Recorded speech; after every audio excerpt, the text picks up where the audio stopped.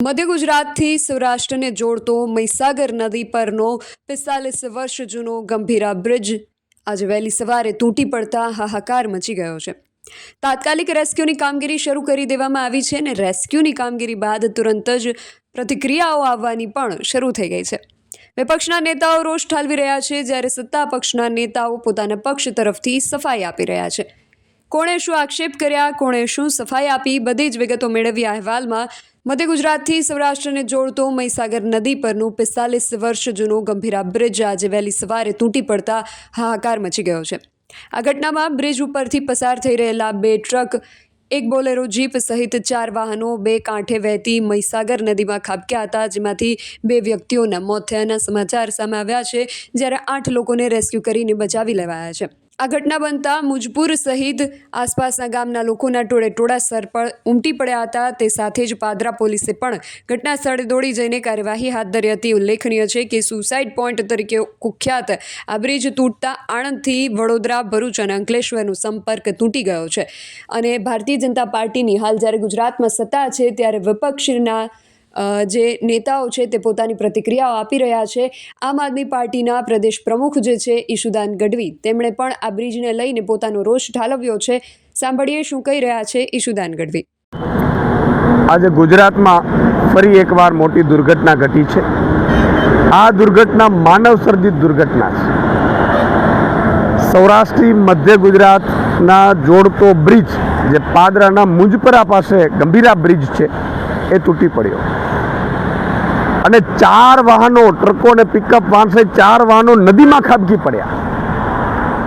અત્યારે જે સમાચાર મળી રહ્યા છે એમાં 2ના મોત થયા છે, 3 લોકોના રેસ્ક્યુ કરાયા છે।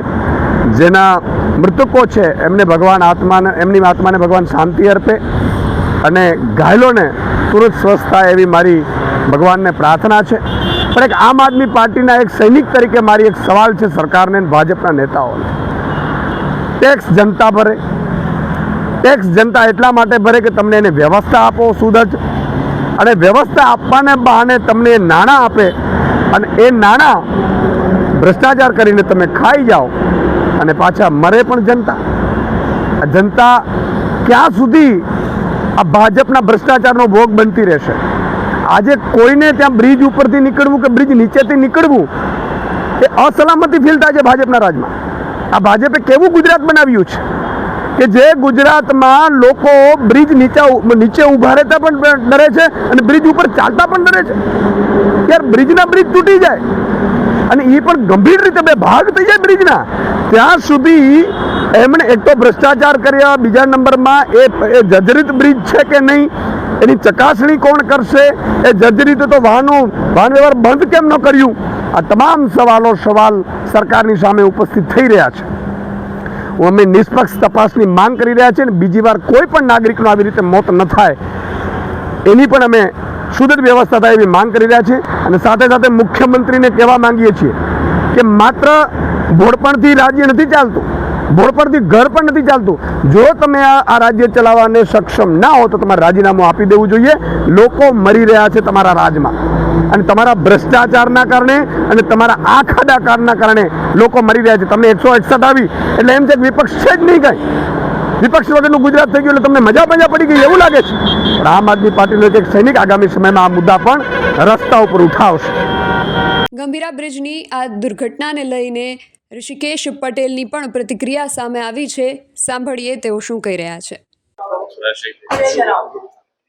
ગંભીરા બ્રિજ, જે સૌરાષ્ટ્ર અને મધ્ય ગુજરાતને જોડતો, આણંદ અને પાદરાને જોડતો આ બ્રિજ, આજે વચ્ચેનો એક ભાગ, એક સ્લેબ એ ધરાશયી થતા લગભગ 5 જેટલા નાના મોટા સાધનો અંદર ખાબક્યા હોય એવી વિગતો પ્રથમ પ્રાપ્ત થઈ છે।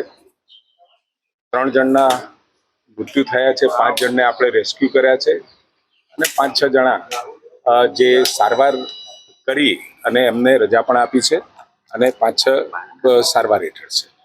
ઘટનાનું કારણ શું? કારણ કે લાંબા સમયથી જર્જરિત હતો એ પ્રકારની વાત છે। 2 દિવસ પહેલા મુખ્યમંત્રીએ રિવ્યુ કર્યો, એમાં પણ કહેવાયું હતું કે 243 આ પ્રકારના નાના મોટા બ્રિજ છે અને અમે ડાયવર્ઝન આપ્યું છે। તો આ એમાં હતું કે આદરણીય મુખ્યમંત્રી શ્રીએ અત્યારે જ એમને સૂચના આપી છે કે તાત્કાલિક ત્યાં પહોંચી બ્રિજ એક્સપર્ટ, ટેકનિકલ એક્સપર્ટ ત્યાં પહોંચી જઈ અને કારણોની તપાસ તેમજ આ બ્રિજ 1985માં બન્યા પછી જ્યારે પણ જરૂર પડી ત્યારે મેન્ટેન કર્યો હતો, પરંતુ આ બનાવનું કારણ શું છે અને મુખ્યમંત્રીશ્રીએ એમના તબક્કે 212 કરોડના ખર્ચે આ બ્રિજને મંજૂરી પણ આપી હતી નવો બનાવવા માટે. એની કામ પ્રગતિમાં હતી, ટેન્ડર એસ્ટિમેટ ડિઝાઇન હેઠળ હતા અને એ થતાં જ નવો આપણે ટેન્ડર કરવાના છે. રિયાલિટી ચેક કરેલું અને ત્યારે પણ ખામીઓ સામે આવેલી. આ બ્રિજની નિયમિત મેન્ટેનન્સ અને મરામત કરેલી હતી, પરંતુ આ કમનસીબ બનાવ અને ખૂબ દુઃખદ બનાવ બન્યો છે. મુખ્યમંત્રીશ્રીએ તો તમામે તમામ જે પણ કોઈ ટેકનિકલી ખામીવાળા અથવા તો જૂના બ્રિજો હોય તો એને રિયાલિટી ચેક કરવા માટે પણ કહ્યું છે અને એ કર્યા પછી આ બ્રિજને નવો બ્રિજ બનાવવા માટેની એમને સંમતિ આપી કે જે યા તો સમારકામની જરૂર છે યા નવા બનાવવાની જરૂર છે.